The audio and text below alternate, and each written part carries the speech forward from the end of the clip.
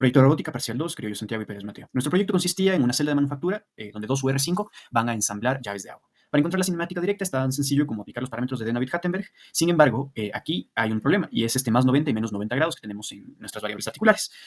Para la cinemática inversa se va a utilizar un método descrito en la bibliografía. Y este método se simplifica muchísimo si es que eliminamos este más 90 y menos 90. Por lo tanto, se define otro home para el UR5. Y en este nuevo home, como podemos ver, nuestros parámetros de H nos quedan mucho más limpios. Obtenidos los parámetros de H, conseguir la matriz de transformación homogénea es carpintería, y esto está descrito en el script de MATLAB que se adjunta. Es esta matriz extensa con estos valores de aquí. Esta matriz de transformación homogénea de 0 a 6 se validó dando ángulos arbitrarios a cada uno de los joints en Coppelia Sim y viendo la posición desde el marco de referencia 0 y comparando con los valores que tenemos acá. Hay una variación de máximo 10 milímetros que lo atribuimos a diferencias en la geometría del efector final.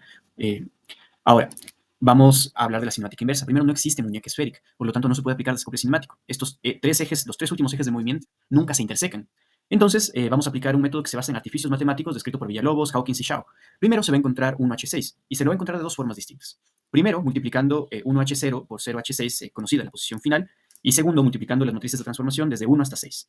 Estas dos matrices se van a igualar, es decir, este elemento se va a igualar con este elemento se va a igualar con este elemento, y ese artificio nos va a proporcionar todas las ecuaciones que necesitamos para resolver de Q1 a Q6. En primera instancia, se va a expresar el coseno de Q5 en función de Q1. Así podemos reemplazar en esta otra ecuación y encontrar Q1. Encontrado Q1, podemos plantear un sistema de ecuaciones para el seno y el coseno de Q5 y después resolver Q5 mediante atan2. Estos ya son valores numéricos porque conocemos todos los datos. Se hace lo propio, conociendo Q1 y Q5, se encuentra Q6. Conocidas esas tres variables, se encuentra la suma de las tres últimas variables. Y después se aplica el siguiente artificio. Se definen las variables auxiliares Kc y Ks, que mediante suma de cuadrados y reducciones de suma y resta, se puede demostrar que el seno y el coseno son estas ecuaciones de aquí.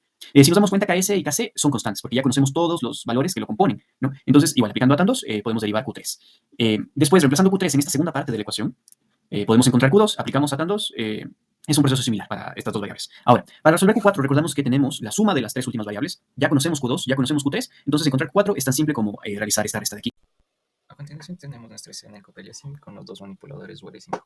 A continuación veremos cómo mediante ROS se pudo controlar primero cinemática directa y después cinemática inversa. Para el primer manipulador tenemos el siguiente nodo, denominado FK por Forward Kinetics, y lo utilizamos para publicar en el tópico FK los valores de las variables articulares, es decir, los Q, del Q1 al Q6. Y en la terminal ejecutamos el nodo y con eso, a través de Rostopic Echo, podemos ver, en efecto, ahí se reciben los valores en el tópico respectivo. Y lo mismo podemos verificar en Coppelia Sim. Entonces aquí, al ejecutar la simulación, podemos ver cómo primeramente llegaron los datos del tópico de cinemática directa y vemos cómo el manipulador ejerce los movimientos de cada variable articular. Para la posición y orientación que se tiene para el efector final, se tiene también un tópico donde se recibieron los resultados. Estos resultados los aparecen en unidades en metros, entonces se tiene 0.035 en X, menos 0.48 en Y, casi 0.5 en Z, y los ángulos de Euler alfa 0, beta alrededor de 90 y gamma alrededor de 0. A continuación, para ver cinemática inversa, lo visualizaremos con el siguiente manipulador.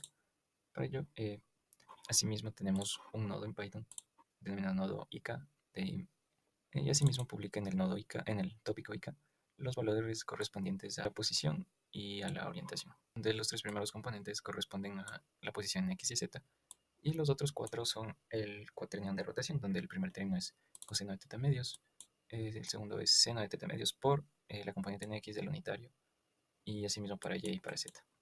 Entonces, asimismo, ejecutamos este nodo de Python aquí en la terminal. Y con ello también veremos que se recibe los datos aquí indicados en el tópico. Aquí mediante Rostopic Echo asimismo se tiene los datos ingresados.